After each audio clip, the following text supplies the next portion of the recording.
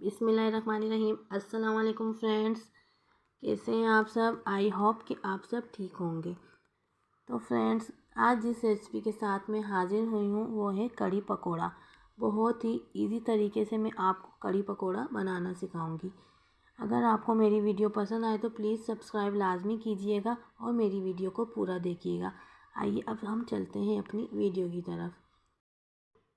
तो फ्रेंड्स, मैंने 250 ग्राम बेसन लिया है और इसे एक बॉल में शामिल कर देंगे।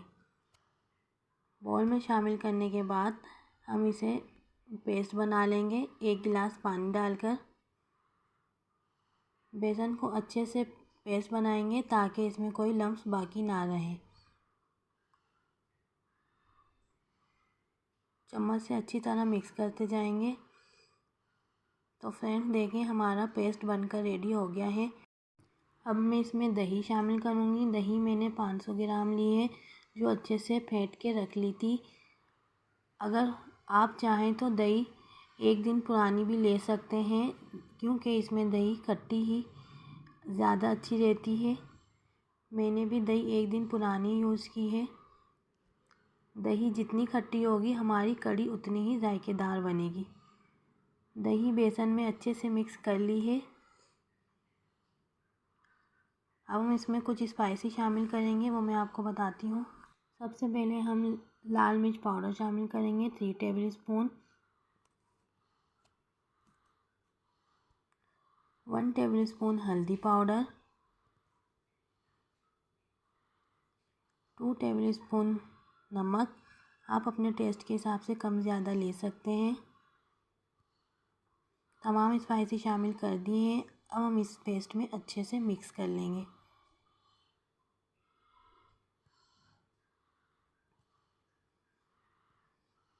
तो फ्रेंड्स देखिए, हमारे तमाम स्पाइसी भी अच्छे से मिक्स हो गए हैं।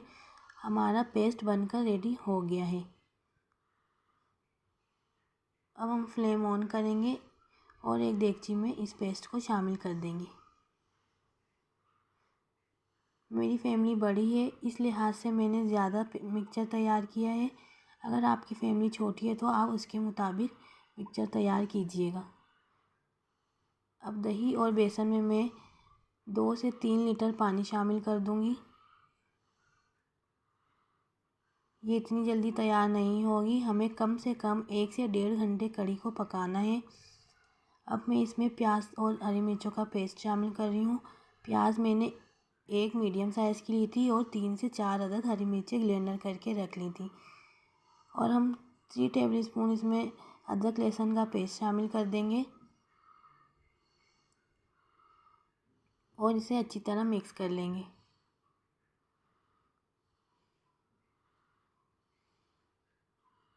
बहुत ही इजी रेसिपी है, आप लोग लाजमी ट्राई कीजिएगा।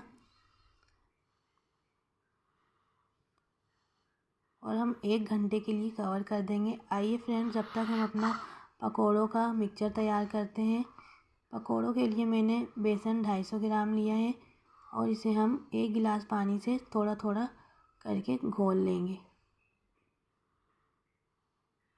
एकदम पानी शामिल नहीं करेंगे, अगर हमारा बेसन पतला हो जाएगा तो फिर पकोड़े ठीक से नहीं बनेंगे।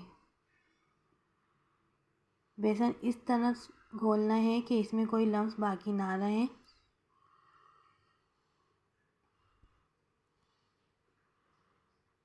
अगर आपको लगे कि आपका बेसन बहुत ज़्यादा गाढ़ा है तो आप इसमें थोड़ा सा पानी ऐड कर सकते हैं। और अगर आपको लगे कि आपका बेसन पतला हो गया है तो इसमें आप थोड़ा सा बेसन शामिल कर सकते हैं। तो फ्रेंड्स देखिए, हमारा बेसन अच्छे से घुल गया है। आपको नज़र आ रहा होगा कि ये कितना हमने थिक रखा है और कितना पतला रखा है। अब मैं इसमें कुछ स्पाइसी शामिल करूँगी।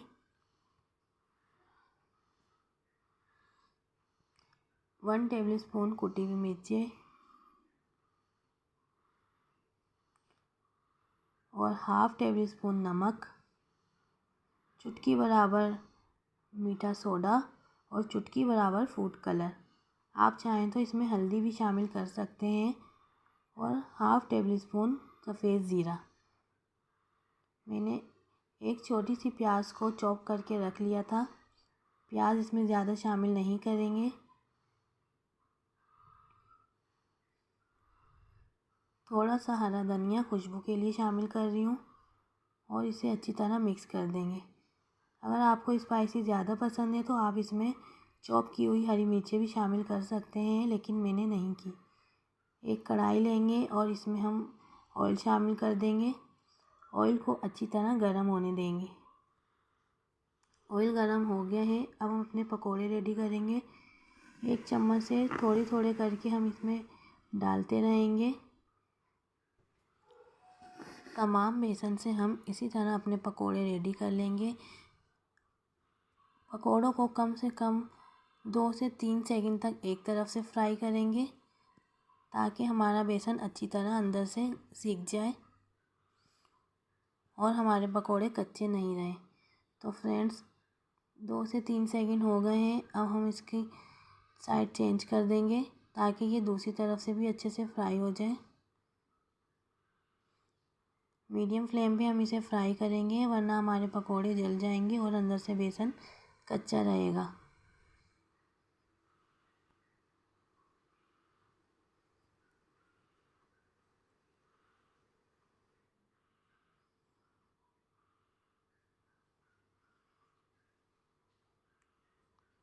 जी फ्रेंड्स, तो देखें हमारे पकोड़े फ्राई हो गए हैं। अब हम इसे निकाल लेंगे। अगर आपको मेरी वीडियो पसंद आए तो please like, subscribe and share लाजमी कीजिएगा। तो फ्रेंड्स, अब हम छन्ने से पकोड़ों को निकाल लेंगे। तमाम पकोड़े हमने इसी तरह फ्राई कर लिए हैं। आइए अब हम कढ़ी को चेक कर लेते हैं। 1 घंटा हो चुका है। कढ़ी हमारी जितनी देर तक पकेगी, बेसन हमारा उतना ही अच्छे से पक कर रेडी होगा। बेसन में कच्चापन ख़त्म हो जाएगा। अब मैं फ्राई किए हुए पकोड़ों को कढ़ी में शामिल कर दूंगी। तो फ्रेंड, तमाम पकोड़े शामिल कर दिए हैं। इसे हम चम्मच की मदद से हल्के हल्के हाथ से डिप कर लेंगे। तमाम पकोड़े डिप करने के बाद हम इसमें बघार करेंगे। तो फ्रेंड्स, बघार करने के लिए जो चीज़ें यूज़ हुई हैं हमने पहले ही रेडी करके रख ली थी। 8 से 10 साबुत मिर्चें ली हैं मैंने और 1 टेबलस्पून सफ़ेद ज़ीरा। अब हम इसे फाइनल लुक की तरफ लेकर आएंगे। तो फ्रेंड्स देखें, माशाल्लाह हमारी कढ़ी पकोड़ा रेडी हो चुकी है। अगर आपको मेरी वीडियो पसंद आए तो please like, subscribe and share लाजमी कीजिएगा और मेरे चैनल को सपोर्ट कीजिएगा। अपना बहुत सारा ख्याल रखिएगा। मुझे अपनी दुआओं में याद रखिएगा। अल्लाह हाफिज़।